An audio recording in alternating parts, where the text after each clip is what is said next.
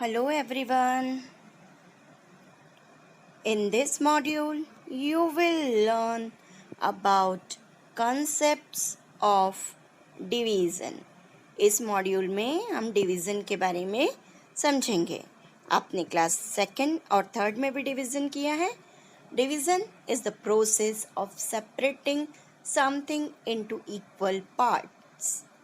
Division वो process है जिसमें किसी भी चीज़ को चाहे कोई ऑब्जेक्ट हो, नंबर हो, किसी को भी इक्वल पार्ट्स में डिस्ट्रीब्यूट किया जाता है या डिवाइड किया जाता है.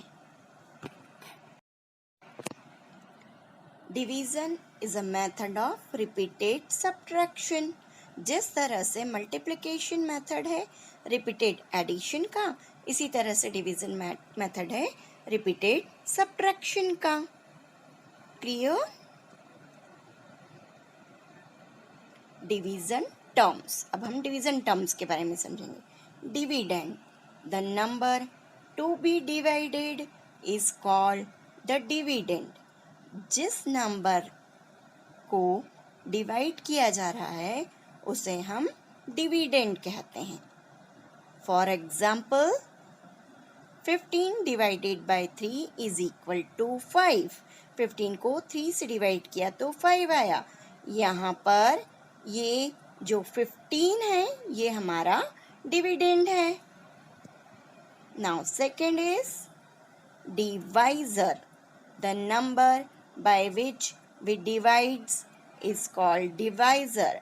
जिस नंबर से हम किसी दूसरे नंबर को या डिविडेंड को डिवाइड करते हैं उसे हम डिवाइजर कहते हैं. For example 15 divided by 3 is equal to 5. यहाँ जो ये 3 है ये हमारा डिवाइजर होगा. Clear? Now our next term is quotient. The answer we get after division is called quotient.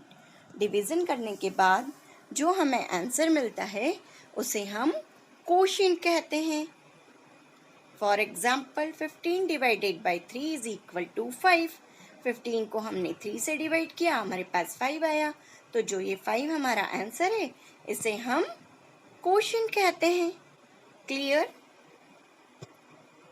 When a dividend is not divided completely and amount is left over, this left over number is called the remainder. जब हम divide करते हैं किसी number को और वो completely divide नहीं होता है और कोई नंबर बच जाता है तब हम उसे रिमाइंडर कहते हैं. For example 9 divided by 2. तो यहाँ पर 2 4 ज़ा 8. अब 9 में से 8 को माइनस किया तो क्या आया? 1. तो जो ये 1 हमारा बचा है ये हमारा रिमाइंडर कहलाएगा क्योंकि ये अब 2 से डिवाइड नहीं होगा. Rules to verify division. जब भी हम डिवीज़न करते हैं तब हम उसे वेरीफाई करना हो तो उसके कुछ रूल्स हैं. First, in case there is no remainder, verify by divisor, multiply by quotient is equal to dividend. जब रिमाइंडर नहीं है, डिवीज़न कर रहे हैं हम और रिमाइंडर नहीं बच रहा है, डिवीज़न कंप्लीट हो चुका है, तो हम फॉर्मूला यूज़ करेंगे divisor multiply by quotient. Divisor को क्वोशिएंट से मल्टीप्लाई करेंगे तो हमें डिविडेंड मिल जाएगा. यदि डिविडेंड सही आता है तो हमारा आंसर राइट है. Second rule is in case there is a remainder, verify by. अब यदि रिमाइंडर बचता है तो किस तरह से वेरीफाई करेंगे? Divisor multiply by quotient plus remainder is equal to dividend. Formula वही रहेगा बट इसमें रिमाइंडर को प्लस करेंगे.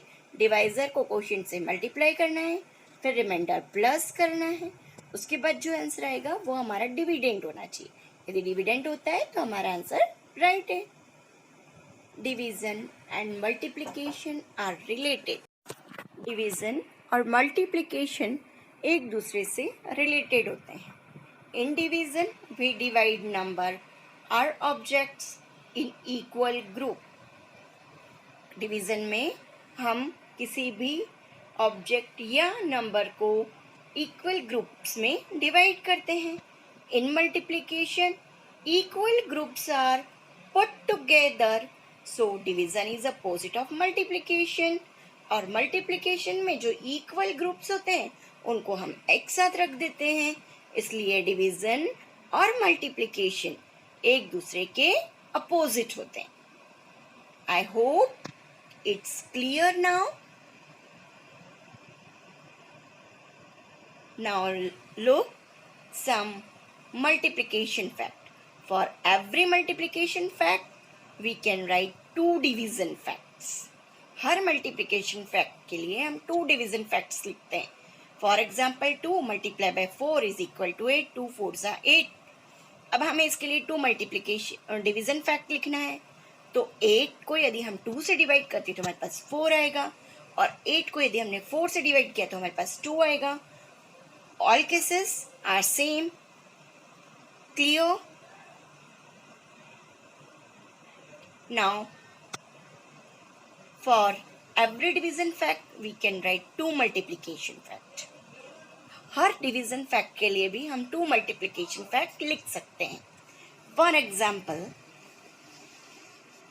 30 divided by 6 is equal to 5. 30 को हमने 6 से डिवाइड किया तो 5 आया. अब 6 5s are 30 and 5 6s are 30. Clear? 6 को 5 से मल्टीप्लाई किया तो भी 30 आएगा, और 5 को 6 से मल्टीप्लाई किया तो भी 30 आएगा. दोनों केसेस में हमारा आंसर सेम आ रहा है. क्लियर?